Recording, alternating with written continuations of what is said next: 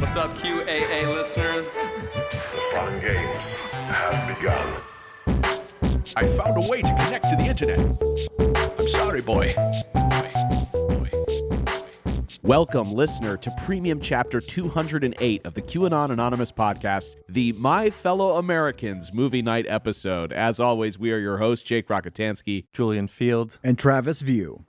Dearest listeners, as many of you know, QAnon supporters have an ever-growing library of films that tie into their conspiratorial belief system. Hunt for Red October, The Godfather Part 3, and The Matrix, of course. But with none of QAnon's prophecies coming true, and instead it is Donald Trump who found himself under sealed indictment last week, I had to wonder, could there have been a film that predicted this instead? I searched for every movie that involved a president going to jail. You know, conspiracy, perp walks, cuffs. I wanted it all. And at first glance, it was slim pickings. Based on my Google search, most of the results were just articles about Trump getting arrested. Google was suppressing all the blue-pilled movies. But then, I stumbled upon something that caught my eye. A forgotten piece of artwork from a better time. A time when I didn't care about politics in the slightest and would have never, ever seen this film. That's right, folks. I am talking about the 1996 Peter Siegel film, My Fellow Americans, starring Jack Lemmon and James Garner, about two former presidents who team up to take down a corrupt one.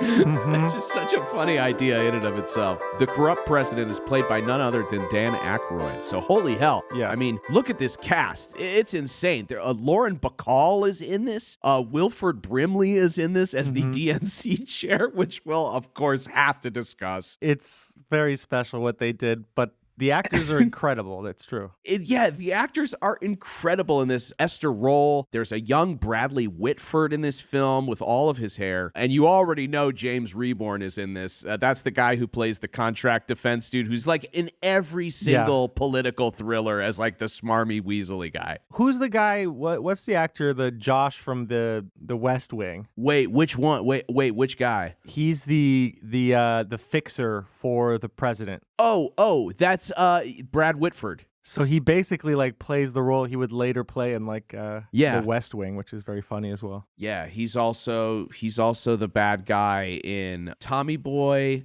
yes, I believe. I think it's the same guy. Yeah, and this is the same director. This is his movie before this was Tommy Boy. Okay, but we're going to get into all that. As you may have guessed, Walter Matthau was slated to star opposite Jack Lemmon, but he dropped out and was recast with Garner, and it was the first time that James Garner and Jack Lemmon worked together. Obviously, Walter Matthau, Jack Lemmon from the Grumpy Old Men series or The Odd Couple, I mean, as you know them. I don't, but that's fine. Yeah. Travis, you've seen Grumpy Old Men or Grumpier Old Men, and they're more famous for something earlier than that I don't know because I grew up in the Grumpier Old Men era. Yeah, a classic comedy duo. Yeah, classic comedy. It's bickering and shtick. You know, we love this stuff. Yeah. So the whole movie, I was trying, I don't know if you guys were too, but I was trying to decide that given the time period in which the film was released, 1996, which character was supposed to be which president. I mean, they mentioned Jimmy Carter in the film. No. It's an obvious one. It's in the middle of the Clinton presidency. The Democrat is obviously Bill Clinton, and the older man is George Bush Sr. Okay, so, all right. Yeah. I mean, that's kind of what I thought as well, but also just, you know, the script could have been written, you know, in 1993 before Clinton was, I mean, you never know how long these things languish in development, so I didn't want to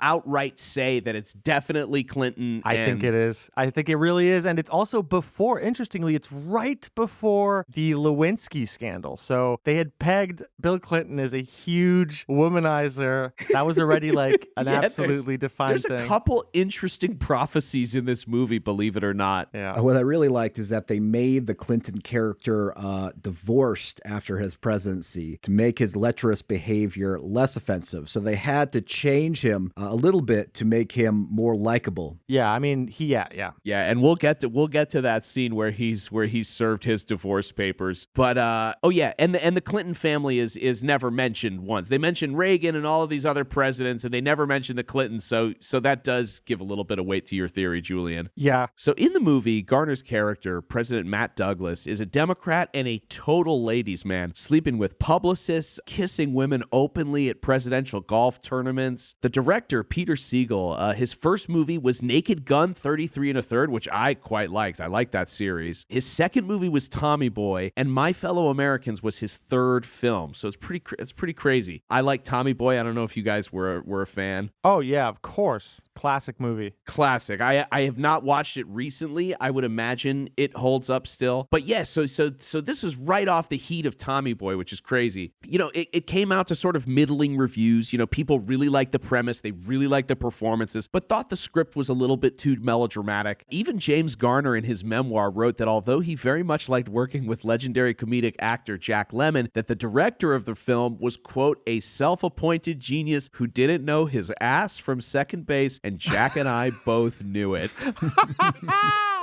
Oh, yes. Can you imagine the director of Tommy Boy comes in and he's like, okay, yeah, I'm going to do essentially like the next, like, Lemmon math out comedy, but with James Garner. And it's about like two former guys unraveling the caper of the current corrupt president. I mean, it's wild. Oddly enough, this film also has some pretty big budget action sequences, which some viewers thought were a little too much. And as one critic put it, what drags My Fellow Americans down, however, isn't its reliance upon buddy movie conventions, but its failed attempts to inject embarrassingly trite melodrama and recycled action sequences into the story. It's pleasant enough to watch Kramer and Douglas engage in verbal sparring matches. That enjoyment evaporates when we're forced to watch them jumping off of trains, galloping around on horseback, or reflecting on how they never made the difference they wanted to. I mean, it's fair. It's kind of a fair assessment. That's fair, yeah.